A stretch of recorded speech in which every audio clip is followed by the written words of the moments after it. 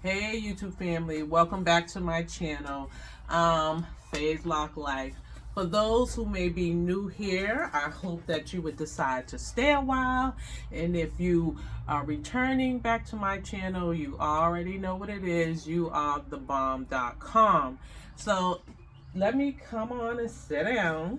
Okay, today I am bringing you guys out here with me on my balcony. We are out here in some nice, peaceful, wooded tranquility. I decided to talk about my hair story out here because it's just so peaceful out here. I got my incense burning. I'm out here with my plants. And then out here with the woods is very, very nice and peaceful. So I thought I'd do something different and bring you guys into a space that was more just calm and peaceful. It just kind of goes with everything that's natural, right? And before we talk about my story and get into that, I wanted to talk a little bit about like what I'm doing, just in the just in stand with the flow of wellness and peace and all that kind of stuff.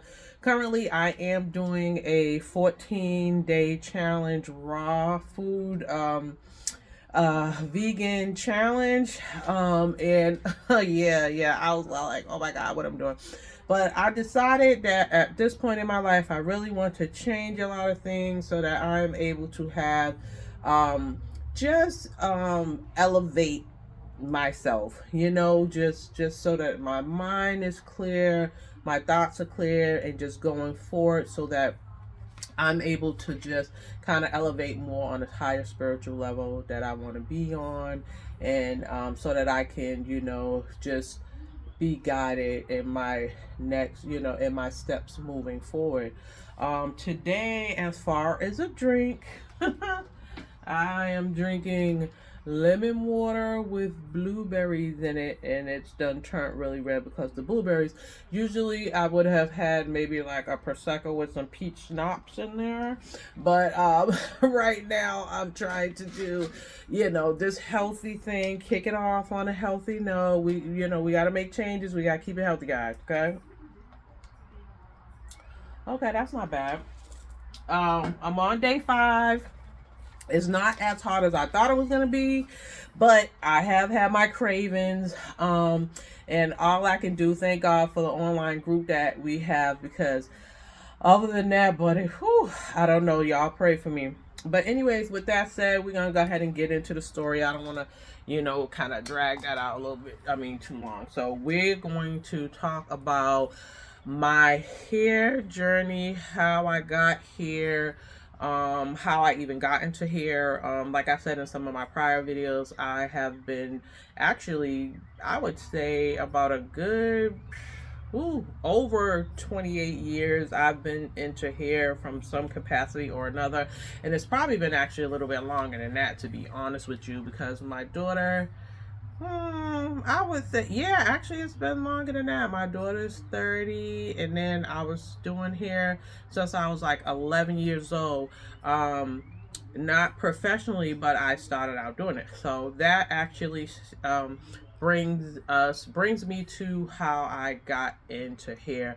Actually, everyone in my family thought my mother was going to be the hairdresser because she was like the best curl person around. Like whenever, Sundays would come around, we had to go to church or whatever, Easter, whatever have you, my mother would set us down and do press and curls in our hair, and she would press and curl our hair so straight and all that kind of stuff that those press and curls would last for like about 2 weeks, and people would just really, really ooh and ah about how straight she got our hair and how our press and curls last so long. So everybody thought, my grandmother, everybody in the house thought my mother was gonna be the hairdresser, but it turns out that's all my mother was wanted to do as it related to hair, was just do press and curls, and all she knew about braiding was doing a French braid. She didn't even know how to do a cornrow or really plait. She would just do a French braid. So, and back then I couldn't stand that, but that's the only way she knew how to braid, was underhand. Anyways, my grandmother had decided that, got the idea that she wanted me to stop pressing and curling her hair. So I'm 11 years old, and she's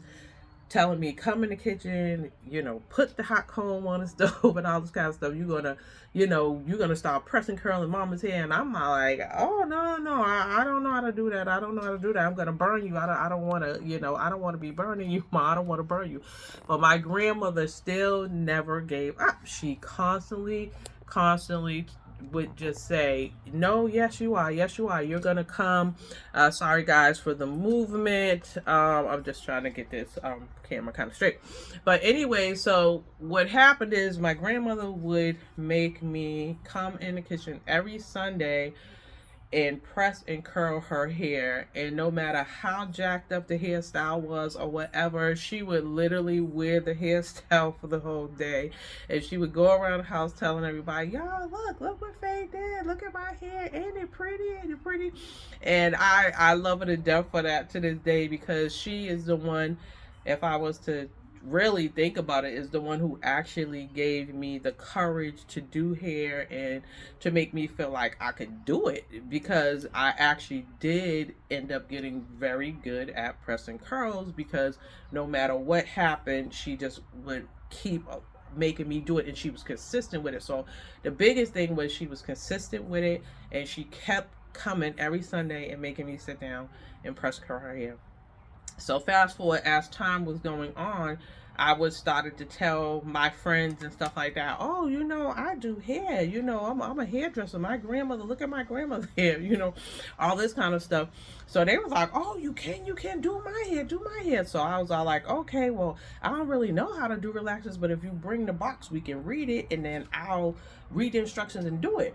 And so that's how it all began. I mean, then it started where I would relax my friends' hair. So then all my friends started coming to me to get their relaxers done. And I would do it for free because I wanted to practice, and I didn't, you know, then I just started really getting interested in hair. So I would do all their relaxers. Then, well, one of my friends wanted carefree curls, and I was like, I don't know how to do it, but just bring me the directions. So she brought the direction, and I followed it. I put carefree curls in the hair. And so, you know, people just started being like, wow, Faye, I can't believe it. So I was like, it's getting to the point, hey, I'm gonna have to start charging y'all a little bit, because y'all can't, because I know what I'm doing now. So on, like, you know, I would just only charge them stuff like maybe $10 to get their hair done, $15. It wasn't like nothing big at all, but I found that was a way of making money. So then it was definitely obvious when people started saying, Faye, you know, you need to go to hair school, you need to go to hair school, because you're so into hair and all that kind of stuff. And then I was like, yeah, I know, I should go.